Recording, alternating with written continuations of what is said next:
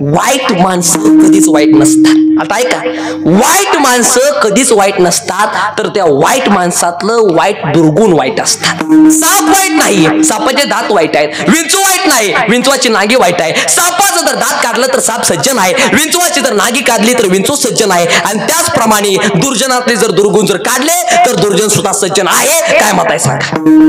दुर्जन सुद्धा सज्जन आहे. आणि कसं आहे माहित आहे का, ह्या जगामध्ये वाईट माणूस सुद्धा चांगला आहे, वाईट माणूस सुद्धा चांगला आहे. बरं मला सांगा, चांगल्या माणसाला कोणी बनवलं? कोणी बनवलं? देवाने बनवलं. आणि वाईट माणसाला कोणी बनवलं? देवाने बनवलं. म्हणजे जी गोष्ट देवाने निर्माण केली आहे ते चांगली आहे का वाईट आहे? चांगली आहे ना. म्हणून वाईट माणसं कधीच वाईट नसतात, तर वाईट माणसं सुद्धा चांगली कधी कधी चांगलं काम करतात. तुम्हाला खोटं वाटतंय? वाईट माणसं सुद्धा कधी कधी चांगलं काम करतात. अहो, या जगामध्ये वाईट माणसं आहेत म्हणून तर चांगल्या माणसाला किंमत आहे ना. बरं मला सांगा, रामायणातलं सगळं पात्र चांगलं आहे, पण रामायणातलं ही 3 पात्र वाईट आहेत. 1 मंत्रा, 2 कैकई आणि 3 रावण. इकडे लक्ष दे, जरा महत्वाचा मुद्दा.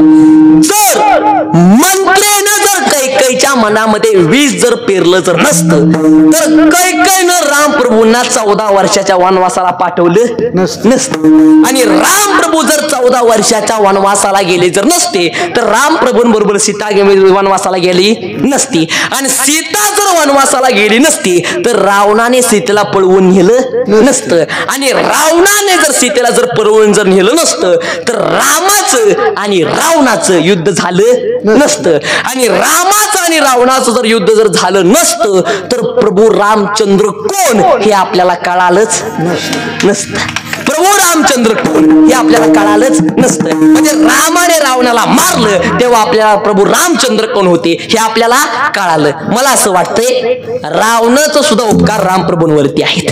खरं आहे का नाही सांगा? अर्थात तिघांच्या पायावरती रामायण उभा आहे. मंत्रा, कैकई आणि रावण ह्या तिघांच्या पायावरती रामायण उभे आहे. आणि हे जर तिघ जर काढले तर रामायण सुद्धा शून्य. ही गोष्ट दादा तुम्ही लक्षात ठेवा.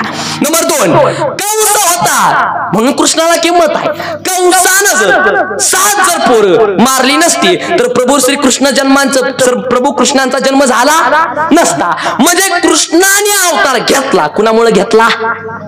कंसामुळे घेतला. खरं आहे का नाही सांगा? कृष्णाने अवतार घेतला, कंसामुळे घेतला. म्हणजे कंसाचं सुद्धा कृष्णावरती काय आहेत?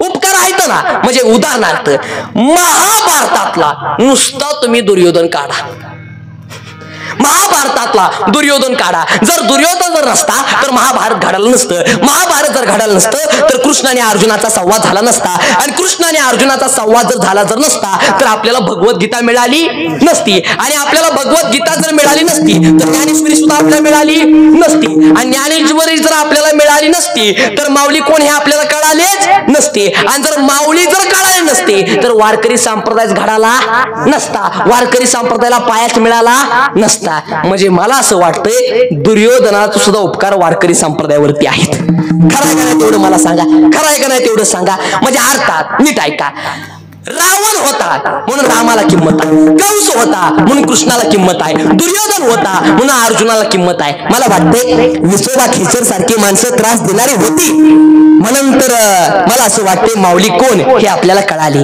मंबाजी बोळ सारखी माणसं तुकोबाराय महाराजांना त्रास देणारी होती म्हणून तर तुकोबाराय कोण हे आपल्याला कळाली ना. अर्थात वाईट माणसं सुद्धा दादा कधी कधी चांगलं काम करतात. एक वाक्य सांगू का?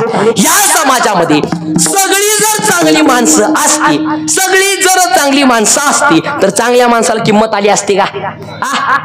असते का? बोला. नसती. वाईट माणसं आहेत म्हणून चांगल्या माणसाला किंमत आहे. पण आपलं कसं झालं, आपण फक्त चांगल्या माणसाला बघतो पण वाईट माणसाला कोण बघतो का?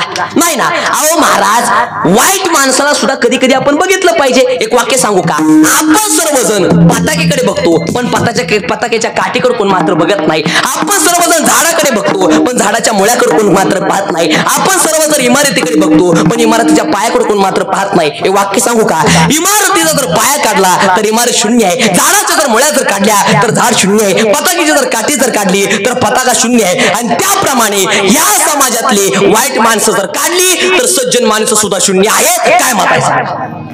सज्जन माणसं सुद्धा शून्य आहेत. म्हणून मला असं वाटतंय वाईट माणसांचं सुद्धा चांगल्या माणसांवरती काय आहेत, उपकार आहेत ना. वाईट माणसांचं सुद्धा चांगल्या माणसांवरती उपकार आहेत. म्हणून एक वाक्य लक्षात ठेवा, ह्या जगामध्ये वाईट माणूस कधीच वाईट नसतो, तर त्या माणसातलं वाईट गुण वाईट असतात. आणि वाईट माणूस सुद्धा चांगला असतो आणि चांगला माणूस सुद्धा चांगला असतो ना. मला सांगा, जर लोकांनी तुकाराम महाराजांचा गाथा पाण्यामध्ये बुडवला नसता तर लोक तुकोबारांनी गाथा तारला नसता. जळी दगडा सहित व्हाया आणि जैशा तारी येल्या लाया. पण आता ऐका, लोकांनी तुकाराम महाराजांचा गाथा पाण्यामध्ये बुडवला आणि तो गाथा एका दगडाने तारला. गाथा बुडवणारी माणसं होती आणि गाथा तारणारी दगड होती. दगड प्रामाणिक, माणूस प्रामाणिक. पटकरना बोला, कोण प्रामाणिक, कोण प्रामाणिक?